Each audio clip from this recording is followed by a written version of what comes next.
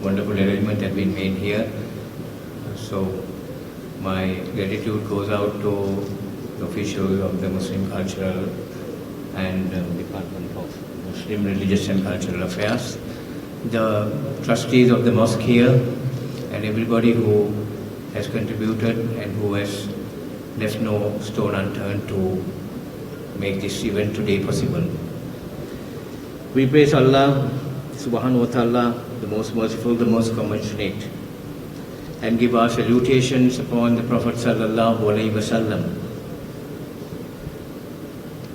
This morning we have heard so much about independence and the sacrifices our forefathers and the people and the community of this country, sacrifices laid down by them so that we are a free nation today.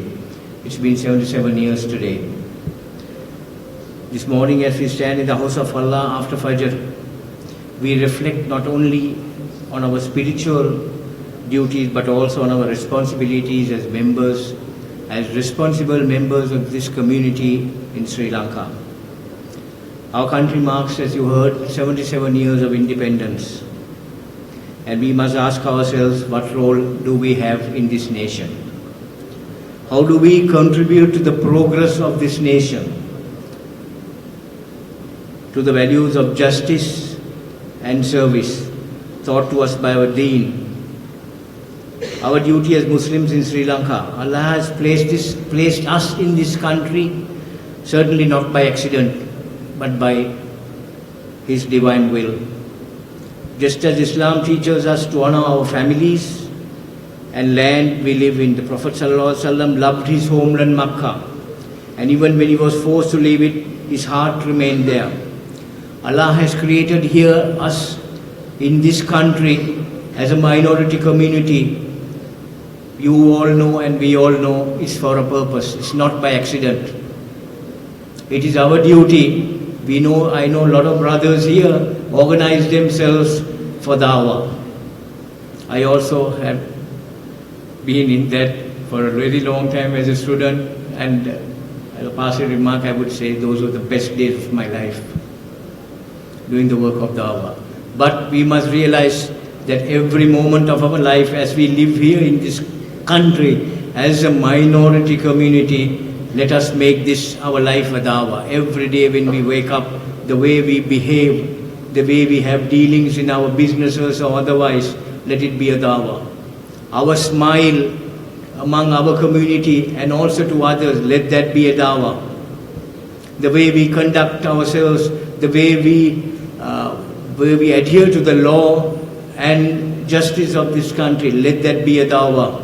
Let those who see us from within the community and from outside the community look at us, and let that be the dawah, the unspoken dawah. Actually, you would all agree that Islam spread so wide and far, not by the sword.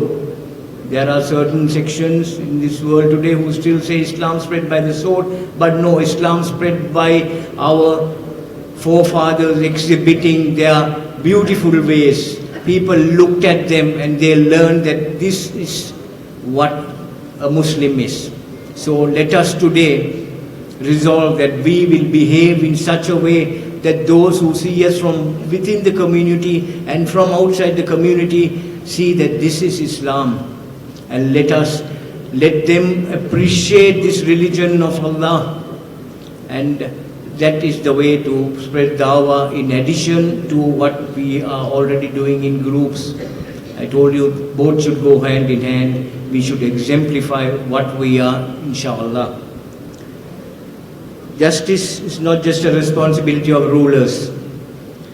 It is an obligation upon all of us. Sri Lanka Muslims, as Sri Lanka Muslim, we must be in our dealings, in our businesses, in our communities, and in our contributions to the nation. We have to be just. We have to be just with dealing with our own kith and kin, and also with dealing with everybody else in the community, especially when we deal with those who are lower down the rung than ours, those who work for us, those who serve us, those who look up to us as a source of their livelihood. Let us be just with them. And this is another dawah that we will be spreading among this nation. Education, as Brother Munir mentioned, education is a vital thing. We have to ensure that our children and our children to come hereafter, the generations that are to come, receive the best of education. The first revelation to our Rasul sallallahu alaihi wasallam was read, commanding and emphasizing the importance of education. Yet in our communities, how many of our children there that do not excel or do not have the opportunity for obtaining an education that they truly deserve? If our communities to be strong, we have to ensure a dignified future for our children. We must encourage our sons and daughters to pursue education to the maximum level that they could, be it in religious matters, in science, in medicine, in engineering, other fields that benefit society. A strong education system is a foundation for our society, our Muslim community to grow. And as Muslim, we do not seek education for ourselves, but also support initiatives that provide education for the entire community, that do not differentiate in basis of race or religion. Similarly, our healthcare system, our Muslims should today support healthcare systems of the nation, because healthcare benefits everybody. When you support them, when you help in supporting the hospitals and the clinics, those are places there where you could do real sadaqah there. And also the communities, other communities see in us that they are helping people whom they do not even see. You help healthcare institutions, make donations to them, you are doing a big sadaqah, and also there is dawah in it. My dear brothers who are assembled here, and my dear elders, we live in a time where misunderstandings and divisions have created gaps between our communities. But as Muslims, we are committed to be people of peace, people of reconciliation, and people who of service to others. Prophet ﷺ was sent to unite the people, not to divide them. Even when he faced hostility, do not forget, even when he faced hostility, he responded with kindness and patience. If we truly follow this example, we must be people who build bridges. We must, as a community, be people who build bridges, not walls around us. Let us not isolate ourselves. Let us engage with our neighbors, with other communities. Let us contribute positively through social work, so that when people think of Sri Lankan Muslims, they think of people who serve, who are dedicated to uplift and bring goodness to society. My dear brothers and elders and ulama, as we stand in the beginning of a new chapter in our country's journey, let us renew our commitment, a commitment to our deen, to uphold the values of justice, honesty, and fair play, a commitment to education, to ensure our children that they succeed in education, and also a commitment to providing health care to this nation as a source of sadaqah, and that will benefit every community in this country. A commitment to unity among our people. Prophet ﷺ said, the best of those who are are those who are beneficial to others. Let us be those people, not just in words but in action. As we leave the masjid here today, let us ask ourselves,